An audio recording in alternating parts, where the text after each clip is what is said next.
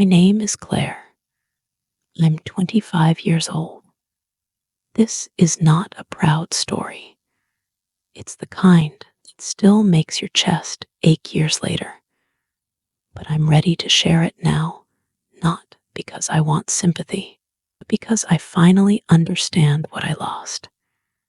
And maybe, just maybe, my mistake can help someone else make a better choice.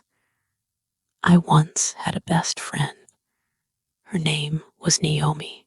We met in high school, sitting next to each other in history class. She had this bright laugh that could make silence feel less heavy. We clicked instantly. For 6 years, we did everything together. Sleepovers, secrets, first crushes. We wore each other's clothes, cried through breakups, and dreamed about the future like we'd always be side by side. Naomi was more than a friend, it was home. One rainy afternoon, she sat next to me at our favorite cafe. Her cheeks were glowing, eyes sparkling. "I have a boyfriend," she whispered, like she couldn't believe it herself. "His name was Julian," I smiled. "I'm happy for you." And I meant it. Naomi deserved love, the real kind. She had given so much of herself to everyone around her. Seeing her happy made my heart warm. Then I met him. It was at a group dinner. Julian walked in, tall and kind-eyed, with a quiet confidence. He sat across from me, and we made small talk, harmless stuff. Music, work, silly things. But as we laughed, something flickered, a pull. And in that exact moment, I told myself, stop. This isn't yours. He's hers. But feelings don't always listen to reason. From then on, every time we were in the same room, the air felt different. Julian always asked me thoughtful questions, remembered the tiniest details. He'd laugh at my jokes in a way that felt real, and I hated myself for noticing.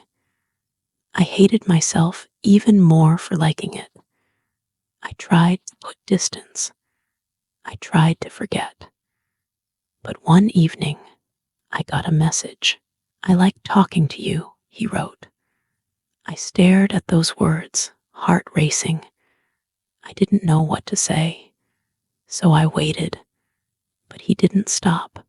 He said, "I feel something with you, something I never felt with Naomi." I wanted to scream no. I wanted to remind him, she's my best friend. A quiet voice inside me whispered, what if he's right? What if this is something rare? So I didn't tell her. And slowly, I crossed a line I swore I'd never touch. We kissed on a cold winter evening. There were no candles, no music, just silence and guilt. It wasn't romantic. It was betrayal dressed in desire. We started seeing each other in secret. Every time Naomi called me bestie, my stomach twisted. She still trusted me. She still smiled at me like I was her person. I was living two lives, and both of them felt wrong. Then the day came. Naomi called me, her voice shaking. "I saw the messages," she said. There was a pause, and then just one question. "Claire, how could you?" I opened my mouth, but no words came. All I could whisper was, "I'm sorry." And then she hung up, just like that. 6 years of friendship disappeared into silence. Julian told me, "It's okay. Now we can be together." But I didn't feel joy. I felt nothing. I had broken something beautiful, and in return, I was left holding emptiness. 2 months later, I walked away from him.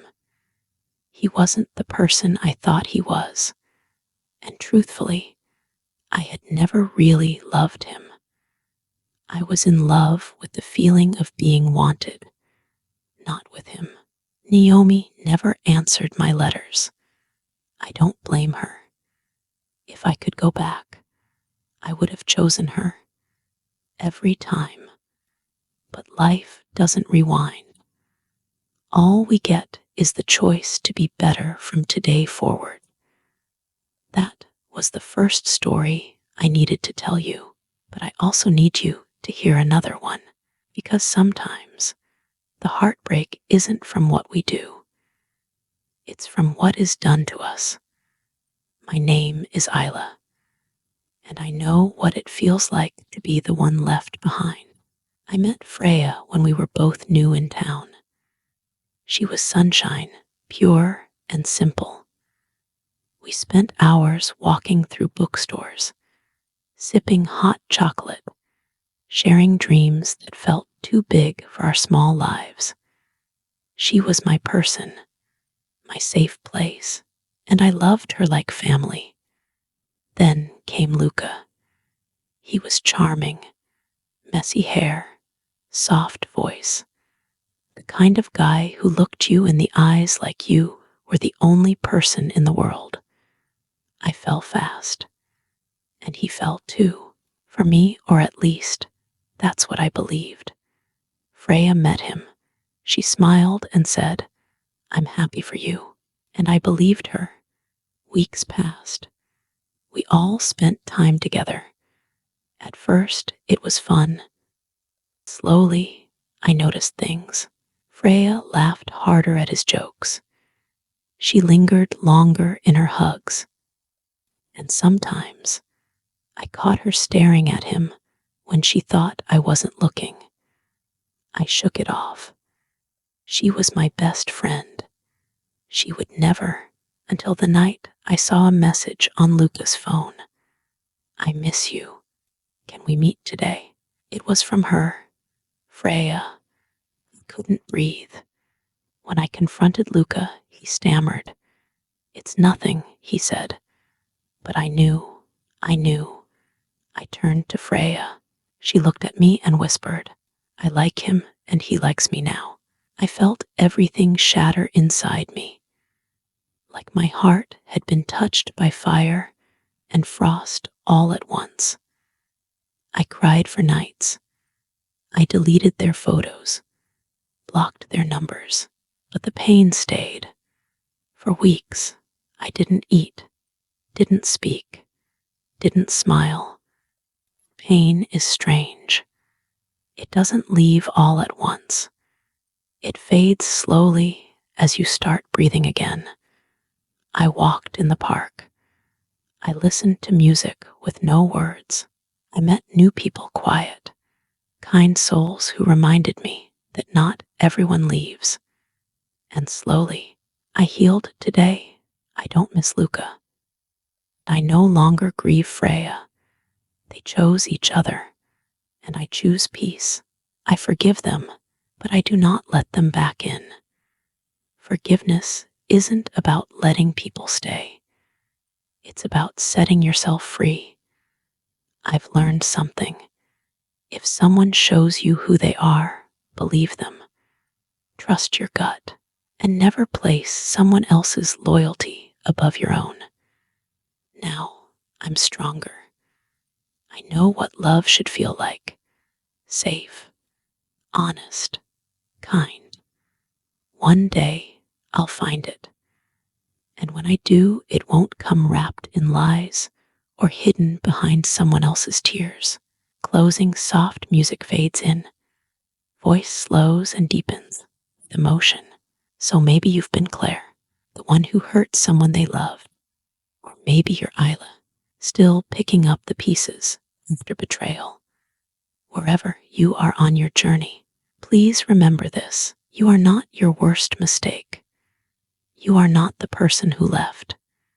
You are the one who stayed, who who kept trying, who is still learning what it means to love and be loved the right way. Thank you for listening. If this story touched you, share it. Someone out there may need it more